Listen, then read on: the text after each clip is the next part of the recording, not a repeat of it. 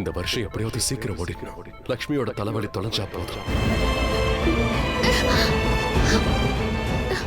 ஒரு வாட்டி அந்த தலைவலி போயிடுச்சுன்னா அப்புறம் நான் என் லைஃப். உன்னோட லைஃபை நீ கல்யாணம் பண்ணிப்ப, அதாவது என் கூட.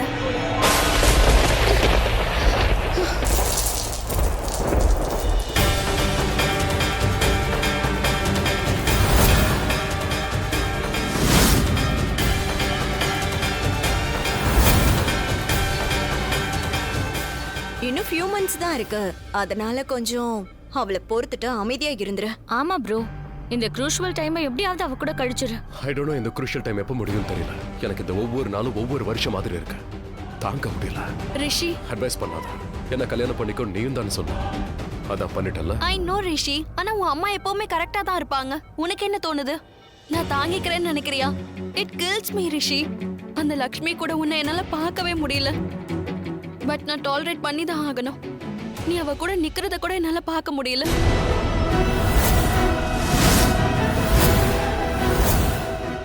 It's after all it's about your life. I cannot take any risk. ஒரே வருஷம் தான் ரிஷி.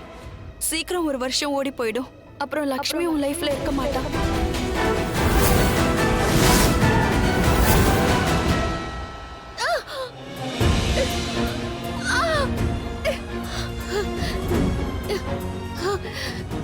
ஒரு நிமிஷம், ஒரு செகண்ட் கொஞ்சம் சைடுல போங்க ப்ளீஸ். கால் பற்று போது பார்த்து.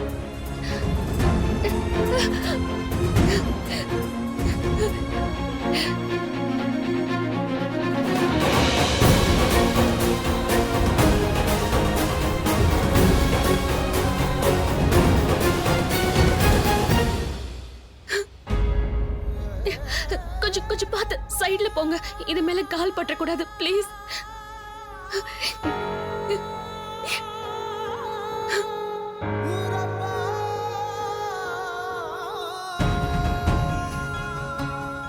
ஜாக்கிரதை ப்ளீஸ். ஐம் சாரி கொஞ்சம் சைடுல போங்க ப்ளீஸ்.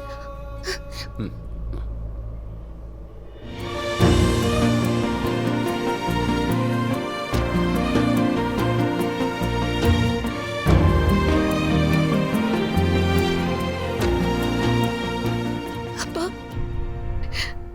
அப்பா நீங்களா? பாத்துமா, மெதுவா. அப்பா என்னப்பா நீங்களா? என்னம்மா இது? உன்னை பார்க்க தான் ஓடோடி வந்த. ஆனா நீ. என்னோட தாலி அறுந்து போயிடுச்சுப்பா. அதான் எல்லாத்தையும் எடுத்து வச்சிட்டு இருந்த. இது அபசகுணமாச்சு. ரிஷி நல்லா இருக்காருல்ல? எதுவும் இல்லைல்ல? ஆமாமா, ரிஷி ரொம்ப நல்லா இருக்கான். கரிஷ்மா, ஆயுஷ், நீலம் எல்லாரும் வந்திருக்காங்கம்மா. அவன் மயக்கம் தெளிஞ்சு குணமாயிட்டாமா. அவர் நல்லா இருக்காரா? ஆமா, அவன் ரொம்ப நல்லா இருக்காமா. ஒரு நிமிஷம்ப்பா. என்ன பண்ணிட்டு இருக்க? இது எல்லாத்தையும் நான் எடுத்துறேன். இருங்க. ரொம்ப ஸ்ட்ரெயின் பண்ணிக்கிறேன். நாம புதுசா ஒன்னு வாங்கிக்கலாம். வேண்டாம்ப்பா. கல்யாணத்துல ரிஷி தான் கையால இதை எனக்கு போட்டு விட்டாரு. அதனால நான் இதை இழக்க விரும்பலப்பா.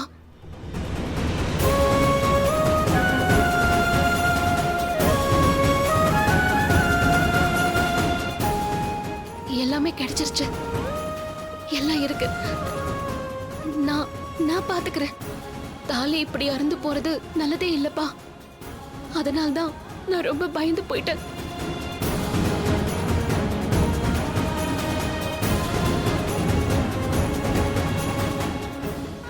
எங்க ஊர்ல சொல்லுவாங்க, தாலி இப்படி அறுந்து விழறது நல்லது இல்லையா. அதான் நான் ரொம்ப பயந்து போயிட்டேன். என்ன பண்றது? நான் ஒரு கிராமத்து பொண்ணாச்சே. அதான் எதேதோ யோசிக்கிறேன் இல்லையா. கண்டிப்பா எங்க வாழ்க்கைக்கு எதுவும் ஆகாது. அதான் நீங்க இருக்கீங்களே. என் அப்பா என் கூட இருக்காரு. எனக்கு தப்பா எதுவும் நடக்காது. ரிஷி, என்னாச்சுப்பா? எதுக்கு இப்போ உங்க கண்ணெல்லாம் கலங்குது? அப்பா என்னாச்சு? என்னப்பா?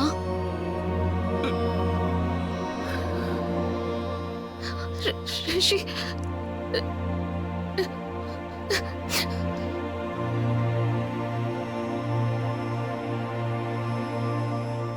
அது சரி, உன் வீட்டுக்கு யார் வந்தாலும் நீ இதைத்தான் கொடுப்பியாமா? என் அப்பாவோட ஸ்மைல் நான் உங்க முகத்துல அப்படியே பாக்குறேன்.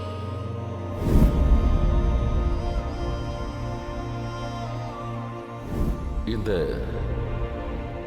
இந்த பொண்ணுங்களே இப்படித்தாம்மா.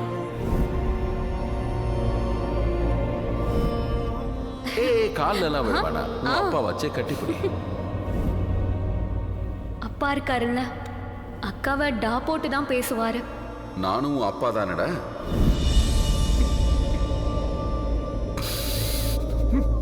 தப்பு பண்ணது நீ இல்ல மலிஷ்கா, கரிஷ்மா தான் பண்ணிருக்கா. நான் தப்பு பண்ணனா? அப்படி நான் என்ன பண்ணேன்? ஒத்துக்க மாட்டா நீலம். தப்புக்கு மேல தப்பு செஞ்சுக்கிட்டே இருந்தாலும் ஒத்துக்கவே மாட்டா. கரிஷ்மா, நீ மலிஷ்காவுக்கு ஃபோன் பண்ணி ரிஷி இங்க ஹாஸ்பிட்டல்ல இருக்கான்னு சொன்னேன்னா அவ வேற என்ன பண்ணுவா? நேரா இங்க தானே வருவா.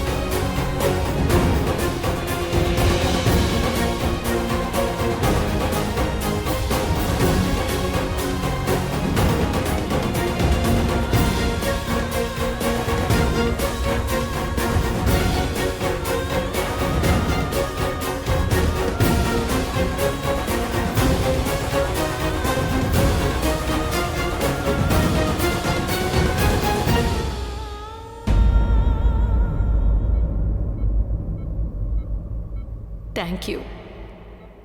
நான் மனசார சொல்றேன். மறுபடியும் ஒரு தடவை எங்க பையன் உயிரை நீ காப்பாத்திட்ட. உன்னோட இந்த உதவியை நாங்க எப்பவும் அம்மா, மறக்க மாட்டோம். என்னம்மா இது? ஏன் பெரிய வார்த்தையெல்லாம் பேசுறீங்க? நான் என்ன மூணாவது மனுஷியா? நான் உங்க பொண்ணு மாதிரி தானே. எனக்கு எல்லாமே இப்ப ரிஷி தானே.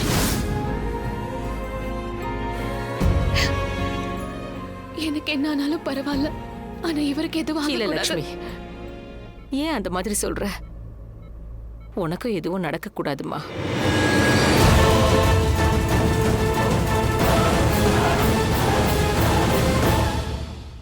நீ நல்லா இருக்கல்ல?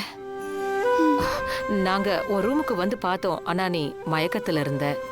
அதனாலதான் எங்க ரிஷியை பார்க்க வந்தோம். சாரி, நாங்க இங்கேயே ஐயோ இருந்துட்டோம். இல்லம்மா, நீங்க இங்கே வந்ததுதான் கரெக்ட். இவருக்கு மயக்கம் தெளிஞ்ச உடனே உங்களை பார்த்ததும் ரொம்ப சந்தோஷப்பட்டிருப்பாரு. எந்த வழியா இருந்தாலும் முதல்ல தான் மனசு தன்னோட அம்மாவை தான் தேடும்.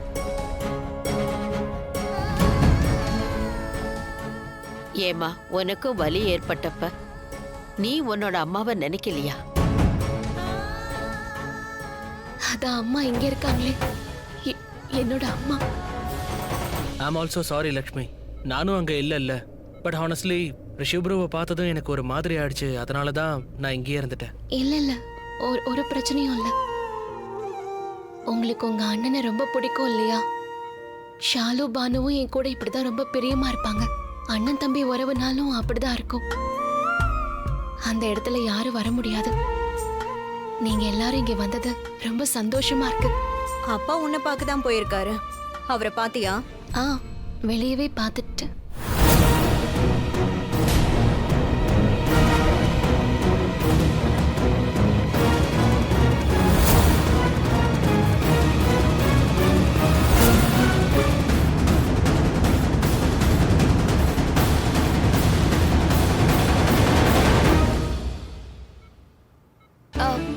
Hi, I'm sorry. நான் வந்து வா வந்து இங்க உட்காரு. இல்ல பரவாயில்ல. வாமா உட்கார். வா, உனக்கும் கால அடிபட்டிருக்குல்ல, வா.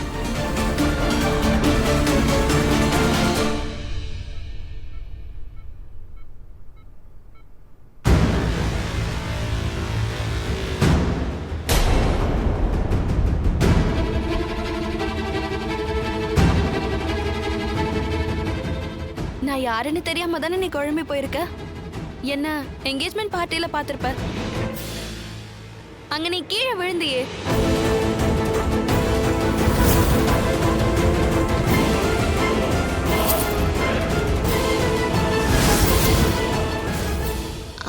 ஆ நீங்க ரிஷியோட ஃப்ரெண்ட் தானே? ரைட்.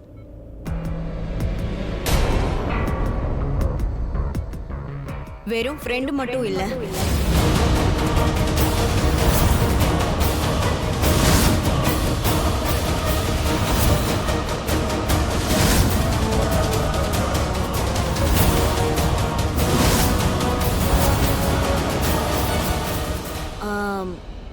ஃபேமிலி. ஐ மீன் ஃபேமிலி ஃப்ரெண்ட். லக்ஷ்மி மலிஷ்கா என்னோட நாத்தனார் இல்ல, அவ சிஸ்டரோட பொண்ணு. இவ எங்களுக்கு ரொம்ப க்ளோஸ், அதனால இவ எங்களுக்கு சாதாரண ஃப்ரெண்ட் இல்ல. அதனாலதான் அவ ரிஷி அண்ணாவை பத்தி தெரிஞ்சதும் ஓடி வந்திருக்கா. She is too caring. இதெல்லாம் என்கேஜ்மெண்ட் அன்னைக்கே எனக்கு நல்லா தெரிஞ்சிருச்சு. நான் அன்னைக்கு டான்ஸ் பண்ணும்போது கீழே விழ இருந்தேன். அப்ப நீங்க தான் என்ன பிடிச்சீங்க. அப்புறம் என்னைக்கோ உங்களோட இடத்த கொடுத்துட்டீங்க.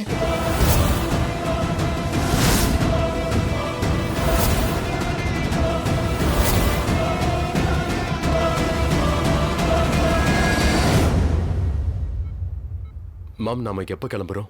ஐ மீன், நாம எப்ப வீட்டுக்கு போலாம்? நான் போய் அப்பா கிட்ட கேட்டுட்டு வந்து சொல்றேன்.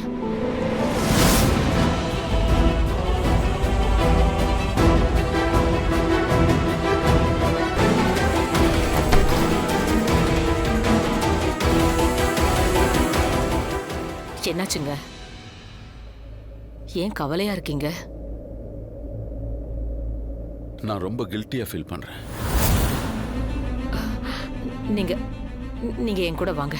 வாங்க, இந்த பக்கம் வாங்க. நீங்க ஏன் கில்ட்டியா ஃபீல் பண்றீங்க?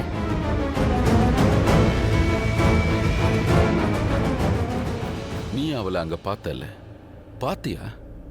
அவன் ஒன்னும் உயிர் இல்லாத ஜடம் இல்லம்மா. அவளும் ஒரு பொண்ணுதான். அவளுக்குள்ளேயும் ஃபீலிங்ஸ் இருக்கு, இமோஷன்ஸ் இருக்கு. நம்ம ரிஷி மேல உயிரையே வச்சிருக்கா. அதுக்கு அடையாளமா அவளோட உயிரை பணைய வச்சு நம்ம ரிஷியோட உயிரை காப்பாத்திருக்கா. இதுல இருந்து உனக்கு என்ன தெரியுது நீலம்? நீயே சொல்லு. அவ ரிஷி மேல உயிரையே வச்சிருக்கா. இதே விஷயத்தை தான் உன் அப்பாவும் சொன்னாரு. அவளோட கண்ணை பாரு, உண்மையான அன்பு தெரியுதுன்னு இப்ப சொன்னாரு. நீங்க என்ன சொல்ல வரீங்க? அவளை பத்தி உனக்கு இன்னுமா புரியல? என்னால அவ முகத்தை பார்க்க முடியலமா. ரொம்ப கில்ட்டியா ஃபீல் பண்றேன். அவளுக்கு ஏதோ துரோகம் பண்ண மாதிரி இருக்கு. ஆனா ஏன்னு சொல்லுங்க. என்ன கேள்வி? யோசிச்சு பாரு, புரியும். எவ்வளவு பெரிய உண்மையை அவகிட்ட இருந்து மறைச்சிட்டோம். ரிஷிய பத்தி எதுவுமே சொல்லாம அவளுக்கு கட்டி வச்சிட்டோம். அதை நினைச்சு கில்ட்டியா ஃபீல் பண்றேன். ரொம்ப செல்ஃபிஷா நடந்துகிட்டோம்னு நினைச்சு வருத்தப்படுறேன். செல்ஃபிஷா?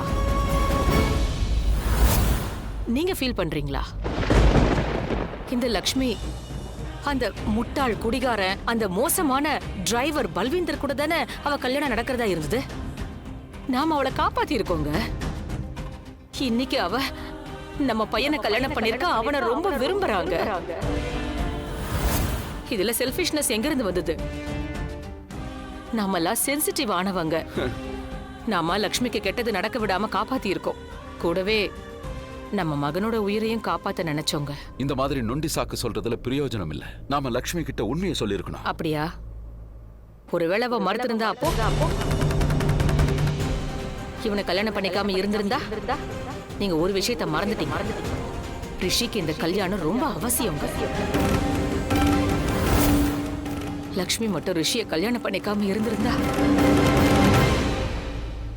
இன்னைக்கு ரிஷி உயிரோட இருந்திருக்க மாட்டான்.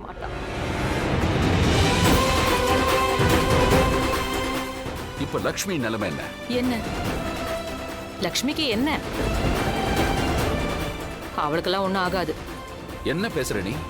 இன்னைக்கு அவ உயிருக்கு போராடிட்டு இருக்கா. நம்ம ஜோஷியரே சொன்னாருல்ல, ரிஷியை யார் காப்பாத்த வந்தாலும் அவங்க உயிரும் போக வாய்ப்பு இருக்குன்னு. வாய்ப்பு இருக்குன்னாரு. செத்துடுவான்னு சொல்லல. அவ நல்லா இருக்கா, ரிஷியும் நல்லா இருக்கா, எல்லாம் நல்லபடியா போயிட்டு இருக்கு. இதுக்கப்புறமும் எல்லாம் நல்லதே நடக்கும். அந்த ஜோசியர் இதை கூட சொன்னார்ல, சத்யவான் சாவித்திரி மாதிரி அவ ரிஷியை காப்பாத்துவான்னு சொன்னாரு. சாவித்திரிக்கு தன்னால எதுவும் ஆகாதுல்ல, எல்லாமே நல்லதா நடக்கும்னு நான் தான் சொல்றேன் இல்லங்க. சரி, அது உங்களுக்கும் தெரியும். நான் சொல்றதுல உங்களுக்கு நம்பிக்கை இல்லையா? இருக்கு, நம்பிக்கை இருக்கு. ஆனா இந்த முறை இல்ல நீலா. கொஞ்சமாவது நாம லக்ஷ்மி நிலைமையை யோசிக்கணும். நாம அவளுக்கு பண்ணது நம்பிக்கை துரோகம். ரிஷிக்கு இருந்த மார்க்கேஷ் தோஷத்தை மறைச்சு அவளை ரிஷிக்கு கட்டி வச்சு மிகப்பெரிய துரோகம் பண்ணிருக்கோம். அதை நினைச்சு நான் ரொம்ப கில்ட்டியா ஃபீல் பண்றேன். இத பாருங்க, நீங்க அளவுக்கு அதிகமா யோசிக்கிறீங்க. இது பாருங்க, இப்ப உங்க கண்ணு முன்னாடி என்ன இருக்கோ அதை மட்டும் பாருங்க, அதை பத்தி மட்டும் யோசிங்க. பசங்களை பாத்துக்கிறதுக்காக நம்ம வந்திருக்கோம். நாமளே இப்படி you need to be strong. இப்ப நமக்கு பசங்க மட்டும் இல்ல, லக்ஷ்மியும் கூட இருக்கா. அவளை பத்தி தேவிகா. சித்தி, பண்டிதர் உங்ககிட்ட பேசணுமா? ரிஷி அண்ணன் நல்லதானே இருக்காரு? எல்லாரும் நல்லா இருக்காங்க. நான் இந்த விஷயத்தை ஜோசியர் கிட்டயும் சொல்லணும். சரி, போனை கொடுக்கறேன். ஜோசியரே, இங்க எல்லாரும் நல்லா இருக்காங்க. அது நீலம் மேடம், எல்லாம் ஓகே தானே? ஏன் இவ்வளவு சந்தேகமா கேக்குறீங்க? ரிஷி நல்லா இருக்கான். அவனுக்கு காயம் பட்டிருக்கு, ஆனா இப்ப அவுட் ஆஃப் டேஞ்சர். முதல்ல அவனோட காலை பிடிச்சிடுச்சு, ஆனா now he's fine. சரி, ரிஷியோட மனைவி, அதாவது அந்த லக்ஷ்மி, அவதானே உங்க ரிஷியை காப்பாத்துனா? ஆமா, அவதான் காப்பாத்துனா. லக்ஷ்மி ஒரு கடவுள். ரிஷிக்கு அவ சாக்ஷாத் தேவி மாதிரி. இல்லனா காலனால நடந்த இந்த ஆபத்திலிருந்து தப்பிச்சிருக்க முடியுமா என்ன? நான் இங்க பண்ணிட்டு இருந்த யாகம் வேண்டாம். லக்ஷ்மி ரிஷிக்கு கேடயமா வந்திருக்கா. சாவித்திரியா இருந்து யமராஜன் கிட்ட இருந்து அவனை காப்பாத்தி இருக்கா. லக்ஷ்மிக்கு நன்றி சொல்லுங்க. நீலம் மேடம், விநாயக சதுர்த்தி வரப்போகுது, அதுக்கும் எல்லா ஏற்பாடும் பண்ணணும். கண்டிப்பா செய்யலாம். ஐம் சாரி, ஒவ்வொரு வருஷமா நான் பண்றேன், ஆனா நான் தேவிகா கிட்ட சொல்றேன், அவ எல்லா ஏற்பாடையும் செஞ்சிருவா. நீங்க தேவிகா கிட்ட போனை கொடுங்க. இதோ கொடுக்கறேன். உங்ககிட்ட பேசணுமா? தேங்க்ஸ்.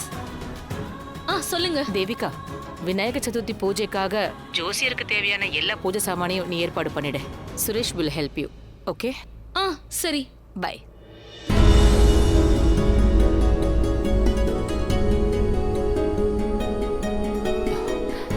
ஜோசியரும் அதான் சொன்னாரு, லக்ஷ்மி ரிஷி கூடவே இருக்கணுமாங்க.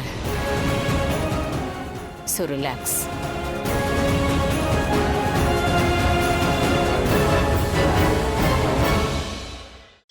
தேவிகா கால் பண்றா. அவளும் ஸ்ட்ரெஸ்ல இருப்பா இல்லையா?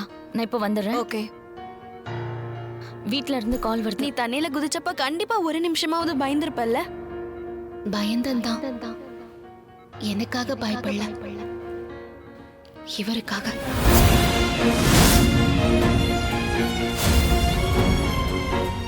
ஒண்ணு தெரியுமா, நான் தண்ணியில குதிச்சப்போ நான் இவரை எல்லா இடத்துலயும் தேடினேன், ஆனா கிடைக்கவே இல்லை.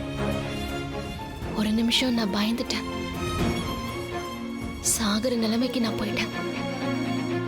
ஆனா உண்மையிலேயே லக்ஷ்மி, நீ பயங்கர பிரேவ். யாராலையும் இது முடிஞ்சிருக்காது இல்லையா ரிஷி? பை த வே, என்ன சரியா இன்ட்ரடியூஸ் பண்ணிக்கல. ஐ மீன், என்னோட பேரு மலிஷ்கா. நான் ரிஷியோட ஃபேமிலி ஃப்ரெண்ட்னு தெரியும். அதோட இன்னொரு விஷயம், நான் வீரேந்தர் அங்கிள் கூட ஒர்க் பண்ணிட்டு இருக்கேன். சோ டெக்னிக்கலி நான் ரிஷி கூடவும் வேலை பார்த்துட்டு இருக்கேன். என் கூடயும் தான். ஆஃப் கோர்ஸ், ஆயுஷ் கூடவும் ஒர்க் பண்ணிட்டு இருக்கேன். சோ பேசிக்கலி நானும் என்னோட அம்மாவும் we are into perfumes and candles. Dimple company மாதிரி. நோ டிம்பிள் கண்ணா, அவங்க சென்ட் அண்ட் கேண்டில்ஸ் பண்ணுவாங்க. நாங்களும் அந்த மாதிரி பண்ணிட்டு இருக்கோம். சோ நான் இங்க ஒரு பிசினஸ் டீலுக்காக வந்திருந்தேன். அப்ப சும்மா கரிஷ்மா ஆண்டிக்கு கால் பண்ணப்பதான் இந்த ஆக்சிடென்ட் பத்தி எனக்கு தெரிஞ்சது. அதான் உடனே பாக்குறதுக்காக கிளம்பி வந்துட்டேன். உன்னையும் பார்க்க வந்துட்டேன். என்னப்பா ரிஷி ஓபராய், எப்படி பாருக்க? பெட்டரா? இல்ல டாட், அப்செட்டா இருக்க. என்ன லக்ஷ்மி எப்ப வீட்டுக்கு வந்தாலும் அன்னையில இருந்து என்ன மறந்துட்டீங்க. என்ன கவனிக்க கூட மாட்டீங்க.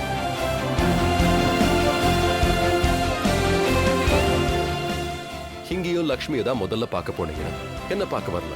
அப்புறம் இப்ப கடைசியா வந்து நீ ஃபிட்டா இருக்கேன்னு கேக்குறீங்க. எனக்கு என்ன தோணுதுன்னா ஒண்ணு என் மேல அப்செட்டா இருக்கணும், இல்லைன்னா உங்களுக்கு உங்க பொண்ணு தான் பிடிச்சிருக்கு.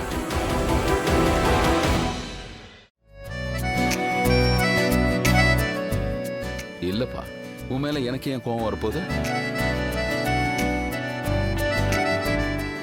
ஆனா மருமக லக்ஷ்மி இருக்காளே, அவ என் மருமக இல்லை, என் மக. ஆனா உன்னதான் அதிகம் பிடிக்கும். ஏன்னா அவ உன் மேல உயிரிய வச்சிருக்க.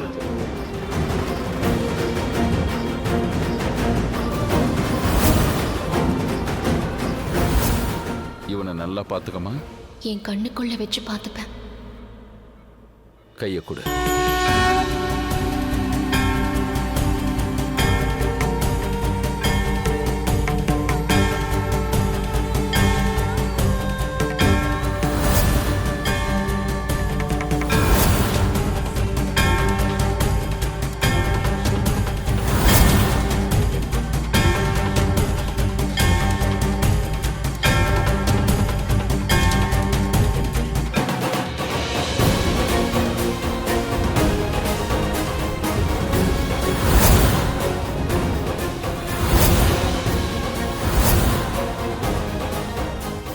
எனக்கு வாக்கு கொடு. ரிஷியை கைவிட மாட்டேன்னு வாக்கு கொடு.